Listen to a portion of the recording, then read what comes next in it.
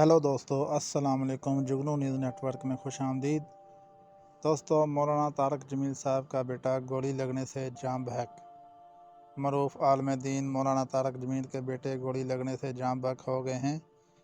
Police के मुताबिक खानेवाल के इलाके तलम्बा में फायरिंग में मरूफ आलम दीन मौलाना तारक जमील के साहबजादे आसम जमील जाम बहक हो गए। वाक़ये की तहकीकात जारी हैं। पुलिस का कहना है कि आसम जमील को ज़ख्मी हालत में तलम्बा हॉस्पिटल मुंतकिल किया गया, ताहम वो जाम बर ना हो सके। दूसरी जानब IG पंजाब डॉक्टर उस्मान अनवर ने वाक़ये का नोटिस लेकर RPO मुल्तान से रिपोर्ट तलब कर ली है। IG पंजाब का कहना है कि शवाहद और फॉरेंसिक रिपोर्ट की रोशनी में मौत की वजूहात का तयन किया जाए। तर्जमान पुलिस ने कहा है कि DPO खानेवाल सीनियर पुलिस अफसरान मौका पर मौजूद हैं, शवाहद इकट्ठे कर लिए गए हैं।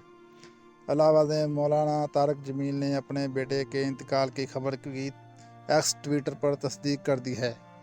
दोस्तों, इसके साथ ही वीडियो का एंड हुआ। वीडियो अच्छी लगी हो तो लाइक और चैनल को सब्सक्राइब लाजमी करें ताकि मज़ीद आने वाली वीडियो आपको बर वक्त मौसूल होती रहे। शुक्रिया। अल्लाह हाफिज़।